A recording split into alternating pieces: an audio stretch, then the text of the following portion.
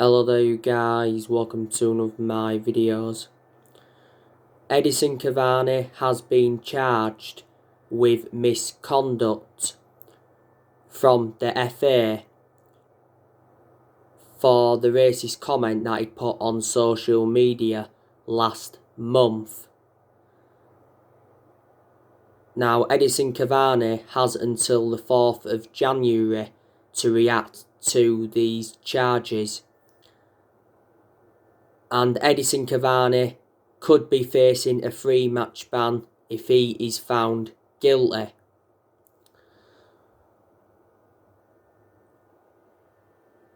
Solskjaer obviously confirmed, I think it was prior to the PSG game, that Edison Cavani had apologised. But Solskjaer did say that he supports the FA for investigating the social media post. I don't think Cavani is going to be playing tonight against Sheffield United. Ole Gunnar Solskjaer said it's unlikely that he's going to risk him. I think he's already missed our last 2 games because he's obviously had a muscle problem. He has enjoyed a fantastic start to his Manchester United career. A few weeks ago, came off the bench and scored twice against Southampton and also got an assist. So he changed the complexion of that game. He scored his first goal for the football club in our 3-1 win against Everton. And he almost scored with his first touch when he came on against Chelsea. That was his Premier League debut. We got him on a free transfer on deadline day. He signed a 2-year contract with Man United worth around 230 or is it 240 grand a week. I said when we got Edison Cavani, he will be the next Zlatan Ibrahimovic. So that is the breaking news on him. Now I want to delve into some news on Saul Niguez. So according to recent reports, we have revived our interest in Saul Niguez. We are seeing him as a replacement for Paul Pogba. And it mentions that we're willing to pay up to £63 million for him. He has got a release clause of around £135 million and probably Atletico will demand closer to that figure if they are to sell him. We have been in for Saul Niguez before. You know, he's been at Atletico Madrid for several years. I think he's been there since like 2008. He's got a contract with them until 2026. Was it back in 2017? He signed a 9-year contract. He can play as a central midfielder and a holding midfielder. I think he's predominantly a defensive midfielder. And it is the age of 26. So, would you take him at Manchester United? So that's the breaking news on him. Now, we have revealed our transfer plans.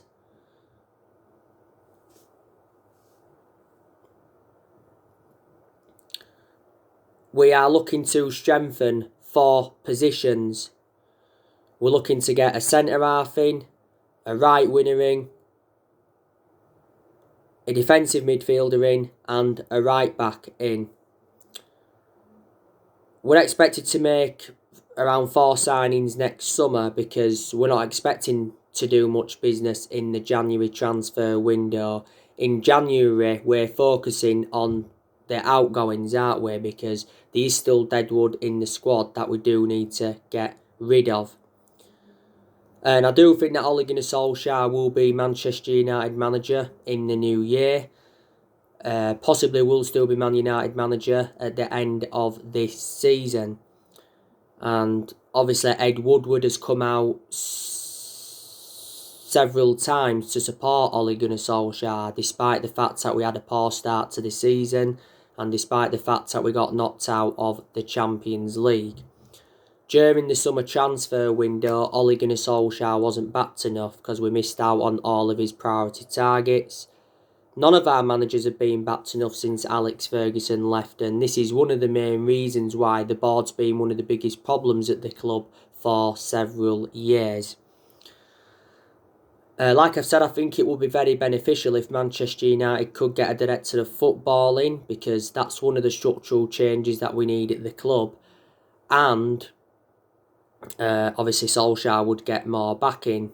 We've been in the process of trying to get a director of football in now for at least the last 3 seasons.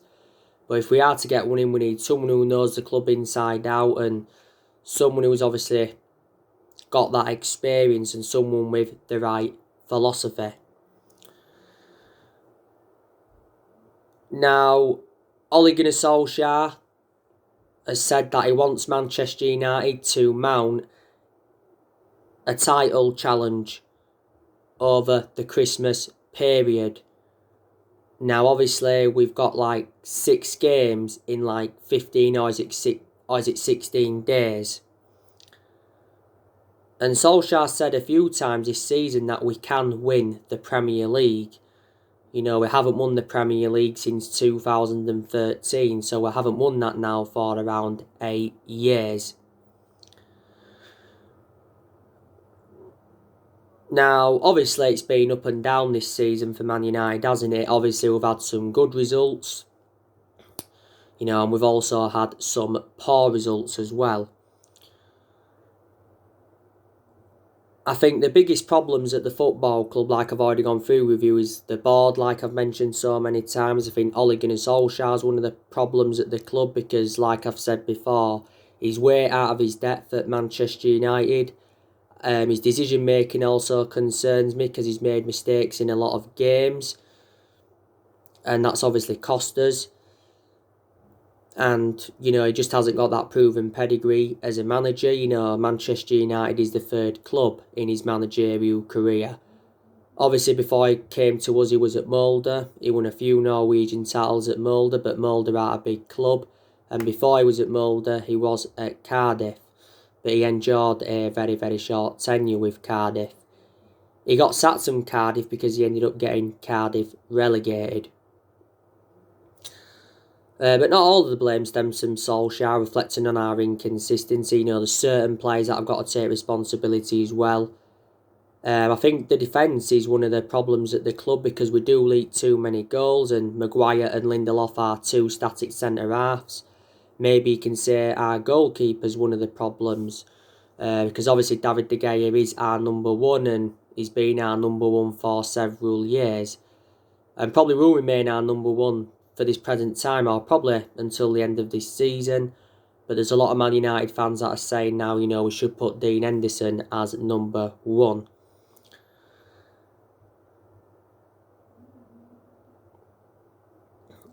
And I think Ole Gunnar Solskjaer has got to identify his best 11 at the club, because I don't think he knows his best 11. He's also got to select the right formation. Ole has gone a lot with a 4-2-3-1 formation since he got appointed in as Man United manager. A few times he's gone with that 4-1-2-1-2. A few times he's gone with a 4-3-3. In a lot of the big games he's gone with a 3-5-2. So there you go. And I've already gone through with you what Ole Gunnar Solskjaer has to do, you know, to prove that he's the right manager for Man United, and that's obviously improve our performances rather than the results. I think his decision making's also got to improve as well, and I think this season he's got to get us a top 4 finish and win a trophy if he is to remain Manchester United manager. This is his 2nd full season at the football club, and I always said, didn't I, this season was always going to be big for him. By the way, our home form is also a concern because we've only won 1 game at Old Trafford this season in the Premier League, and that was the 1-0 win against West Brom, and we was very fortunate to win that. Away from home though, we've been exceptional. You know, we've won our last 9 away games in a row in the Premier League. We do beat Sheffield United tonight. That will be 10 wins in a row away from home in the Premier League. And we haven't lost away from home in the Premier League since January. So we've gone almost a year now without losing away from home in the Premier League. Ole Gunnar Solskjaer has been Manchester United manager for 2 years. I think is it nearly now his 2-year anniversary at the club. And Ollie's under contract with Man United until 2022. I'm very sceptical he'll see out his contract at the football club. And he's managed over 100 games as Man United manager in all competitions. Now, don't get me wrong, I have taken positives from Ole Gunnar Solskjaer's tenure. You know, there's not all negativity regarding him. Like I said, we've enjoyed some good periods under him. We're enjoying a pretty good period at the moment because we are unbeaten in our last 5 league games. You know, we went on a 19-game unbeaten run in all competitions last season. We was 14 unbeaten in the Premier League. You know, we did well in that 3-month period when he was the interim manager. Ole Gunnar Solskjaer has made some good signings since he became Man United manager. You know, he has spent over £200 million and he's enjoyed, 4 transfer windows at the club. In the summer of 2019, he brought Daniel James, Wan-Bissaka and Harry Maguire in.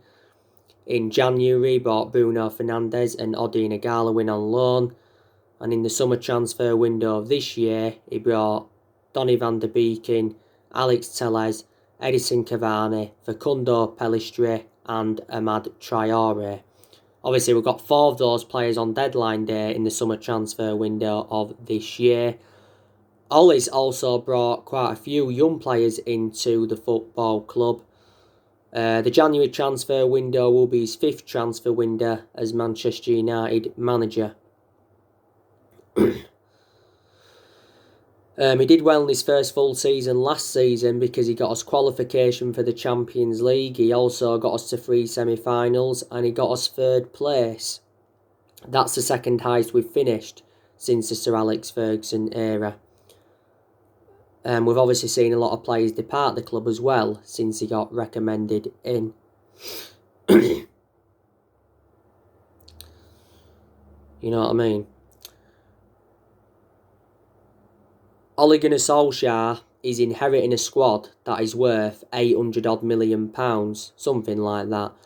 The vast majority of this team is Jose Mourinho's, isn't it? There's still a few players here from the Louis van Gaal era. There's only 1 player here from the Moyes era, and there's only 2 players here from the Sir Alex Ferguson era.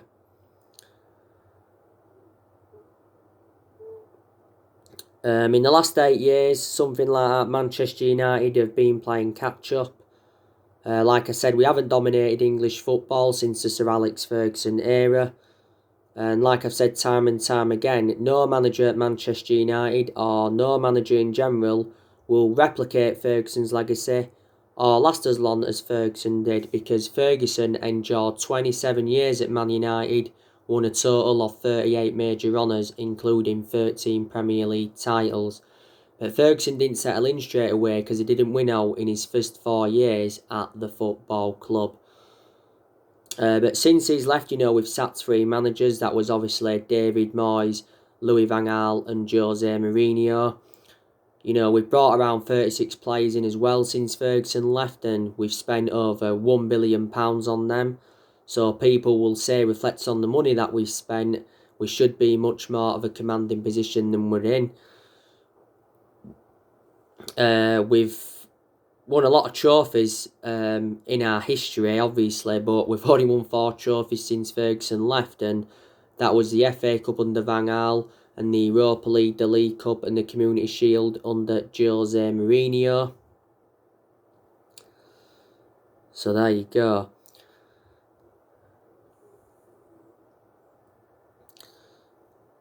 Manchester United should be winning tonight against Sheffield United.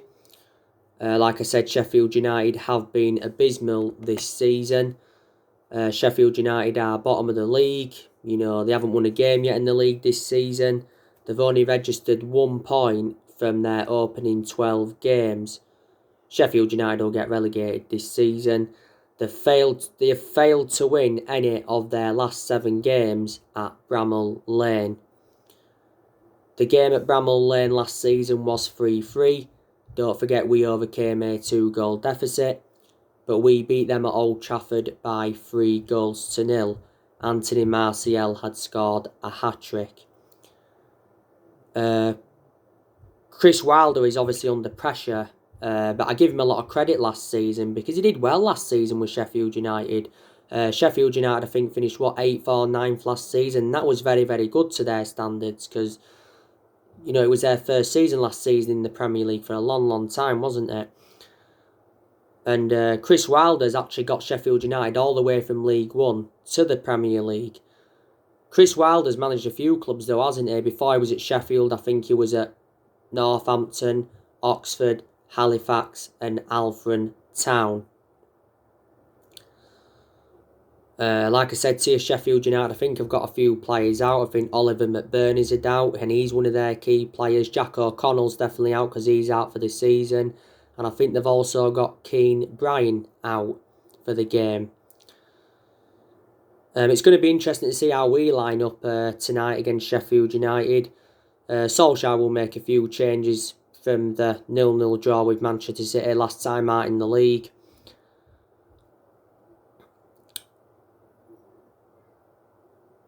You know what I mean? So there you go. And we've got a massive game on Sunday against Leeds United at Old Trafford.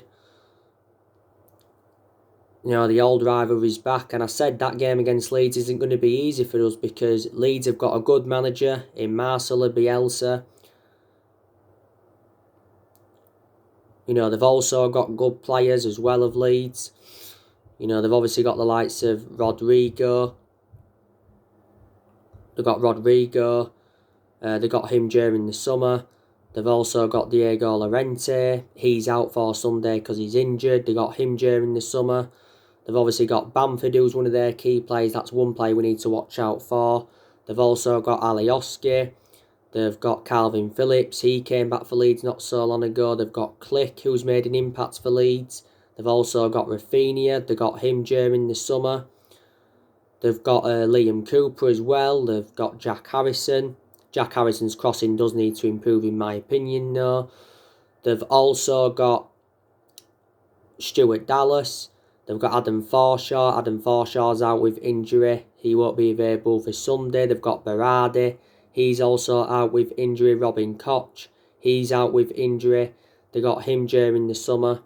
Koch is out until January, isn't there? And it's going to be the first meeting in the Premier League between Man United and Leeds since 2004. Leeds were relegated back in 2004 and they was out of the top flight for a good 16 years or so. But Leeds won the championship last season. That was their first trophy in 28 years. Last time they won a trophy before last season was back in 1992 when they won the old First Division. After Leeds, we're away to Everton in the Carabao Cup. That's a big game for us as well. Then we've got Leicester. Then we've got Wolves. Then we've got Villa on New Year's Day. So games are coming up thick and fast for Manchester United. Ole Gunnar Solskjaer did recently say that unpredictable results will continue all season.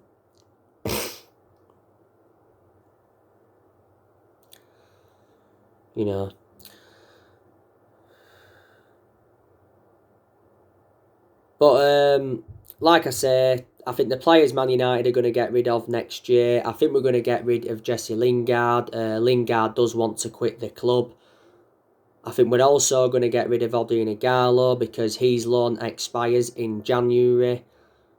The main explanation we got Odion Ighalo on deadline day was to obviously get a cover up for Marcus Rashford. Because obviously at the time we got Ighalo, Rashford was out with that back injury. Ighalo doesn't really play now, but to his credit, he was our top goal scorer in the FA Cup last season. I'm expecting Jones to leave. There again, Solskjaer's opened the door for him to return to his plans for January. Phil Jones is expected back in January. He's currently out with injury at the moment. But I think we need to sell him. I think we also need to sell Rojo as well. I think we need to sell Sergio Romero, because Sergio Romero is now our third choice goalkeeper. I think, we could sell Matic next year, could possibly sell Juan Mata. We could also sell Daniel James, or at least loan him out, because Daniel James has lost his place in the team and obviously has been out of form when he has been playing. There's obviously been rumours of Brandon Williams going out on loan, because Brandon Williams is now our third choice left back following the arrival of Alex Telles. Southampton want Brandon Williams, and a few weeks ago there was talks of Dean Henderson going out on loan.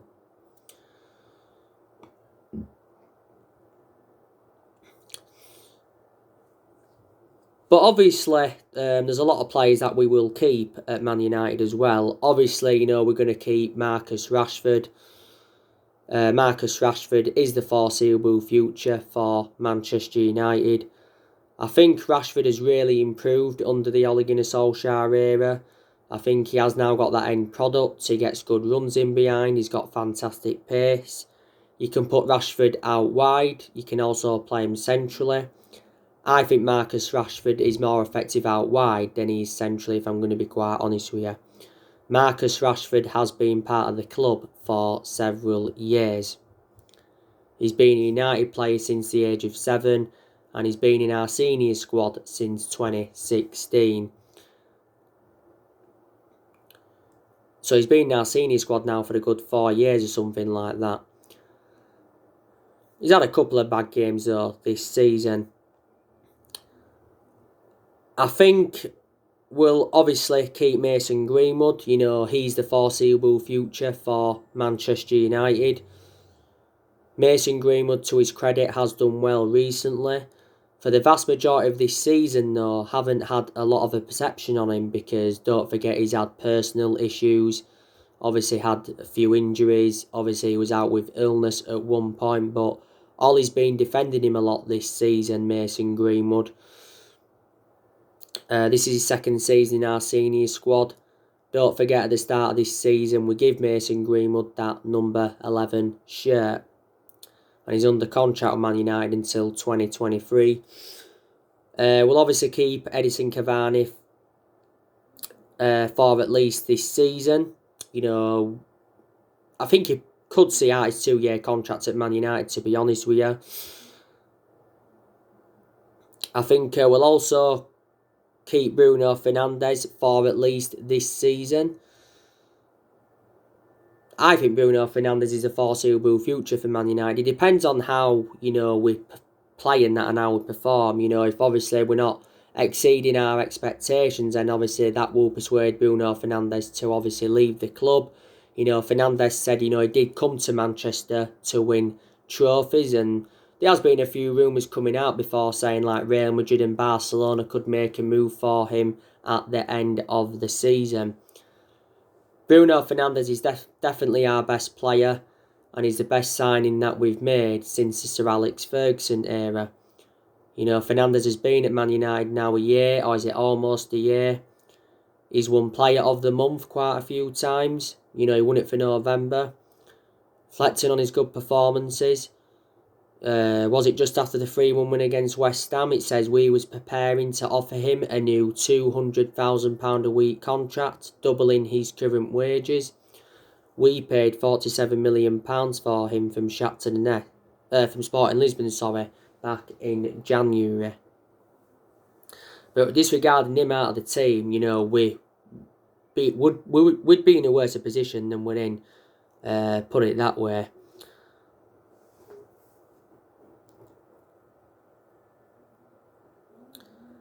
I think we'll also keep Donny van der Beek, obviously. Donny van der Beek should be starting tonight against Sheffield. Obviously, he didn't play against Manchester City. Actually, don't know why. So far, Donny van der Beek has made 2 starts in the Premier League. He started against West Ham the other week, and he made his full Premier League debut in the 3-2 win against Southampton. When we have been playing him, we have been putting him in that deeper role, but that's where he's more effective. But Van der Beek can play in like 3 different roles. We paid £40 million for him from Ajax, didn't we? I think we'll also keep Fred for at least this season. I think he could stay for at least the next couple of seasons, Fred. Fred did confirm a while back that he wanted to stay at the football club because at one point he did have a transfer saga. Got to say that I've been impressed with Fred's performances this season in a lot of our games. I like the way he's kept the ball, he's dictated the play well at times. He's showed a good attacking intent. I like the way he's broke up the play as well. We paid £47 million for him from Shakhtar Donetsk.